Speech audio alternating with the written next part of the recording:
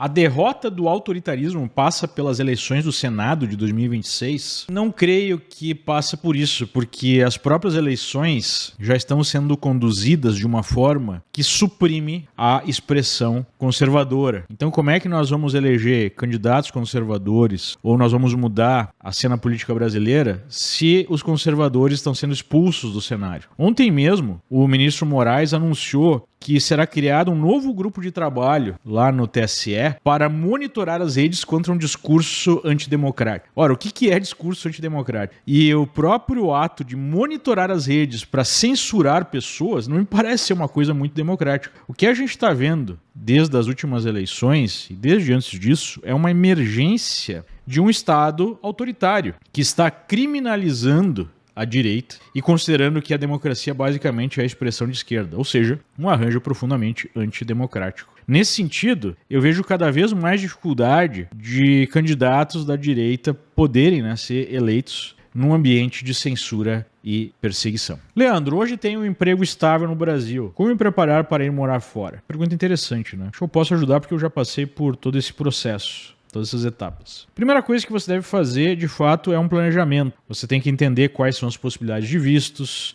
qual país efetivamente você quer se mudar. Para decidir, eu sugiro, claro que depende das possibilidades de cada um, mas que você fique um tempo no lugar que você almeja ir para entender efetivamente como é a vida nesse lugar. E a vida de um lugar é muito diferente na prática do que simplesmente de um turista, né? Às vezes a gente tem uma experiência de turista em algum lugar e a vida no dia a dia é muito diferente daquela experiência de turista. Mas você tem que desenvolver o seu plano aí no que diz respeito às questões imigratórias, às questões econômicas, quanto de reserva você tem, que tipo de atividade você vai desenvolver, como é que você vai sustentar nesse país. Enfim, eu vejo muita gente que tem interesse de fazer essa mudança, não os planeja, acaba fazendo de qualquer jeito e o resultado é ruim, O resultado é trágico, às vezes a pessoa tem que voltar, perdeu dinheiro, tempo, não se adaptou e assim por diante. Eu, por exemplo, decidi que eu iria ter uma experiência fora, pelo menos, e acabei tendo uma experiência permanente, Hoje eu vivo nos Estados Unidos. Eu decidi em 2008 que eu faria esse movimento e acabei consolidando esse movimento apenas em 2014. Então é preciso ter um tempo, é preciso um planejamento para aumentar as chances de sucesso. Fale sobre os cancelamentos dos pagamentos das empresas ligadas à Lava Jato. Acho que se refere aqui às multas que foram temporariamente suspensas. Ninguém mais acredita que essas empresas pagarão alguma multa. Se você não está lembrado ou já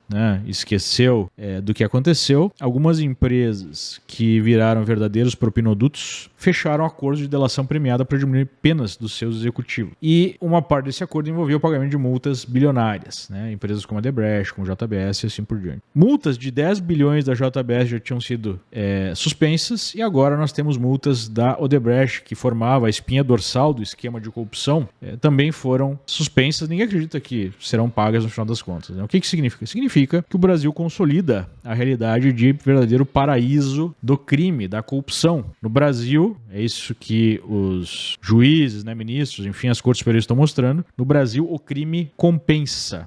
E veja a diferença, Enquanto os sujeitos responsáveis pelos piores crimes contra a administração pública, pelo saque ao Estado, estão sendo não só soltos, mas tendo até mesmo multas canceladas. Pessoas que protestam contra isso estão sendo perseguidas, censuradas, presas e levadas aí a condenações de quase 20 anos, mais do que crimes de homicídio. O que isso significa? Significa que no Brasil apenas é crime questionar esse sistema corrupto. Já a corrupção em si, já outros crimes são perdoados e tem até mesmo multas canceladas. Em última análise, isso significa a falência moral, a falência jurídica, a falência econômica, a falência de um país, a destruição de uma sociedade. A Liberta tem serviços para brasileiros morando fora do Brasil que querem investir nos Estados Unidos? Sim, sem dúvida. Nós atendemos qualquer pessoa que queira investir no mercado internacional. Obviamente que o foco são brasileiros, sejam eles, melhor colocando, moradores do Brasil ou morando fora do Brasil. Então, se você mora fora do Brasil e quer investir globalmente, por favor, nos procure na Liberta Investimentos. Só colocar Liberta Investimentos aí no Google. Drogas e homeless estão tomando os Estados Unidos. Será que essa guerra interna está perdida? Tudo que nós estamos vendo em relação à destruição dos Estados Unidos não acontece por acaso, é tudo parte de um plano. Então, há o interesse dessa esquerda globalista, desde sempre, de destruir os Estados Unidos, porque os Estados Unidos representam a grande pedra no sapato desse pessoal. O grande empecilho para que se estabeleça, de fato, um mundo controlado por algumas instituições com a centralização do poder. O projeto americano representa o projeto da defesa dos direitos individuais contra o totalitarismo do Estado. We the people. O país nasceu por conta de uma revolta contra o poder centralizado. Então, por que há essa explosão de drogas, de crime?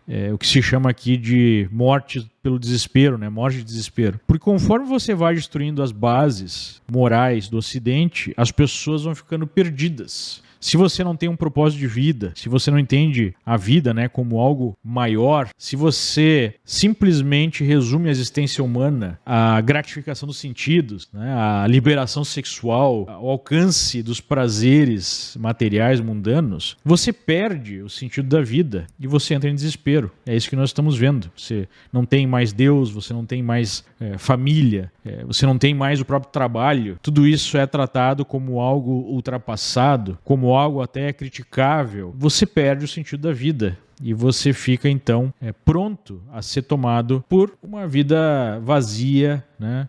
Entregue aí simplesmente à gratificação do sentido. E ao mesmo tempo você tem, do ponto de vista das autoridades do Estado, a situação, a postura do liberou geral. Se você cometer um crime, você não vai ser punido. Se você comete um crime, não é culpa sua, é culpa da sociedade, é culpa das injustiças sociais, né? Das desigualdades e assim por diante.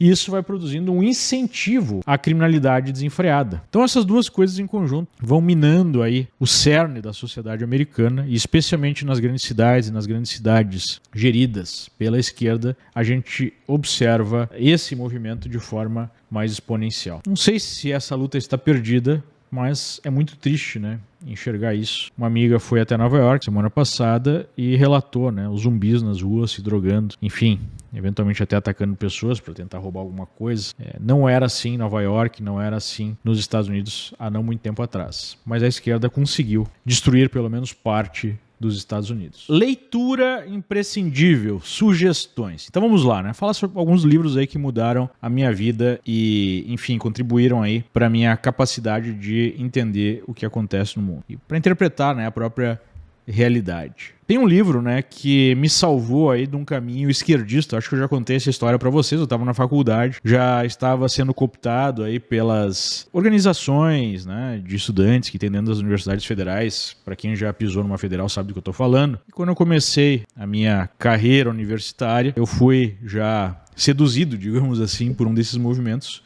E aí um amigo meu chegou e falou sobre um livro do Olavo de Carvalho, que eu li numa sentada, né? Ele me passou um xerox do livro, era o PDF da época, que se chama A Nova Era e a Revolução Cultural. Tem vários livros interessantes do professor, mas esse aí marcou a minha vida porque me retirou desse caminho favorável a tudo de ruim que há no mundo hoje, né? A esse extremismo de esquerda que destrói a nossa civilização. Então esse é o primeiro livro que eu sugiro, né? A Nova Era e a Revolução Cultural. Tem um livro que marcou, que eu li antes disso, que é um livro profundamente cristão, que é O Senhor dos Anéis. Eu sugiro fortemente a leitura desse livro e basicamente de todo o trabalho do Tolkien. Tem outros dois livros que explicam, né, a emergência de um Estado totalitário. Um é o 1984, de George Orwell. O outro é Admirável Mundo Novo, que tem uma pegada um pouco diferente de 1984. O Admirável Mundo Novo do Aldous Huxley. Mas os dois livros tratam de ideias e de sociedades autoritárias, completamente totalitárias, né? E são avisos aí e são proféticos, porque a gente está vendo isso acontecendo diante dos nossos olhos. Um quarto livro que marcou a minha vida foi o livro A Fundação, do Isaac Asimov, que fala sobre a queda, né, de um império, a queda da civilização e o renascimento de uma civilização. E tem tudo a ver com o que nós estamos vendo, que estamos atravessando aí nas nossas vidas. Então, são alguns livros que marcaram a minha vida e que eu sugiro fortemente aí para você. Por que você só responde pergunta de grandes investidores? Ensina os assalariados a sobreviver também. Bom, em primeiro lugar, né, não escolho aqui as perguntas. Eu vou lendo conforme elas vão chegando e é a primeira pergunta nesse sentido que chegou nos últimos meses aí, ou desde que eu comecei a fazer esse programa de perguntas e respostas. Mas vamos lá, eu tenho algo a falar para quem tem um nível, né, de reserva, um nível de patrimônio menor, mas tem como objetivo de vida aumentar esse patrimônio. Em primeiro lugar, né, a regra de ouro. Você precisa saber exatamente o quanto você ganha e quanto você gasta. Por incrível que pareça, a maioria das pessoas não tem a consciência disso. Então você tem que criar um orçamento pessoal e você deve chegar ao equilíbrio desse orçamento, ou seja, inicialmente você não pode gastar mais do que você ganha e num segundo momento você tem que criar uma poupança. E uma dica que eu posso dar nesse sentido é o seu primeiro gasto do mês, assim que você recebe o seu salário, a sua renda, deve ser com a poupança. Você deve identificar um objetivo, pelo menos 5%, 10%, 15%, seja, né? Quanto maior esse percentual, melhor, para alocar em investimento. Primeiro você tem que zerar a sua dívida, depois você tem que começar a formar uma poupança. Agora, essa equação, né, do saldo de recursos que você tem todo mês envolve receitas e despesas. Ou seja, muita gente foca só no lado de limitar as despesas, mas eu sempre gostei de focar no lado do aumento das receitas. E aí, nesse sentido, você tem que pensar o seguinte: o que eu posso fazer de diferente para ter uma receita maior? Basicamente, você precisa mudar alguma coisa na sua vida para ter uma receita maior. Você precisa eventualmente mudar de emprego, você precisa se preparar, ter uma capacidade maior, você precisa estudar, você precisa se esforçar para desenvolver essa capacidade. E você ativamente tem que buscar essa receita maior. Há uma acomodação natural das pessoas com o nível de receita que elas têm, né? Ou eventualmente se melhora um pouquinho de padrão de vida, já para por aí. É preciso se questionar, é preciso se desafiar sistematicamente. Como é que eu posso gerar mais valor? Em primeiro lugar, né? Essa é a pergunta. Não é simplesmente como é que eu posso ganhar mais. Porque se você estiver gerando mais valor para o seu negócio ou para a empresa que você trabalha, se você é indispensável para essa empresa, obviamente que você vai fazer mais dinheiro. Então é aquela velha frase: a loucura poderia ser definida como você fazer sempre as mesmas coisas e alcançar um resultado diferente. Então, se você quiser alcançar resultados diferentes, você tem que buscar uma mudança na sua vida. Então essa seria a dica principal que eu poderia deixar para você. Você é natural de onde? Conhece o Nordeste brasileiro? Eu nasci em Caxias do Sul, no Rio Grande do Sul. Passei toda a minha infância, né, adolescência lá. Quando eu saí do segundo grau, fui para Porto Alegre para estudar na Universidade Federal do Rio Grande do Sul, na engenharia mecânica. Passei um bom tempo em Porto Alegre. Então eu sou nascido em Caxias do Sul. Sobre o conhecimento do Nordeste, sim, conheço praticamente o Brasil inteiro. Quando eu abri, né, uma empresa de educação no mercado financeiro, no mercado de investimentos em ações principalmente, eu tive a oportunidade de viajar o Brasil inteiro dando palestras sobre como investir no mercado e visitei várias capitais do Nordeste, né? Então, em 2002, basicamente, nós começamos essa atividade de ensinar os brasileiros a investir no mercado de ações e eu tive a oportunidade, então, aí com 22, 23 anos, iniciar um tour pelo Brasil. Visitei mais de 100 cidades fazendo palestras e dando cursos sobre o mercado entre essas cidades, várias cidades do Nordeste. E foi muito bom, né, para conhecer o Brasil, conhecer como é que o nosso país opera. Então, agradeço muito por essa oportunidade. Me deu uma visão diferente, né, profunda sobre o Brasil. Qual seria o comportamento mais adequado por parte do Tarcísio? Aqui deve se referir à questão do Tarcísio ter se aproximado do descondenado Lula, supostamente para aprovar um projeto, né, de infraestrutura. E também uma pergunta aqui, né, do mesmo seguidor. Se o Tarcísio assume uma posição mais evidente, ele seria antecipadamente minado. Qual é que é o problema e qual é que é a minha grande crítica? Nós temos no Brasil já um regime autoritário em curso e é preciso resistir a esse regime. O Tarcísio, como governador de São Paulo, tem um peso político gigantesco. São Paulo, o maior estado do país, com mais parlamentares, com o maior PIB, né, com a maior população, tem um peso político muito grande. Ele seria o líder natural da resistência a esse regime de exceção. Mas quando ele vai até Lisboa para participar daquele convescote com ministros e tudo mais e fala que a democracia no Brasil, né, é uma democracia que vai de vento em popa, que é totalmente normal, ele está legitimando esse regime. Quando ele faz o esforço para aprovar uma reforma tributária, que é uma reforma tributária horrível, que aumenta a concentração de poder, né, lá em Brasília, quando ele deixa de assumir uma postura de resistência, ele está passando pano para esse regime, ele está se transformando num aliado desse regime. Então, basicamente para mim, a demonstração que se dá falar é que ele quer assumir um lugar que era dos tucanos na época do Teatro das Tesouras 1.0, na época do teatro, né, da democracia, em que existia a esquerda tucana e a esquerda petista que você poderia votar, fazendo então aí um simulacro de democracia. Infelizmente, me parece que ele quer assumir a função do Alckmin, a função dos tucanos nesse teatro, talvez por algum momento até mesmo se alçado ao poder, fazendo de conta que é um líder da direita, quando na verdade ele parece ser um aliado do que está aí.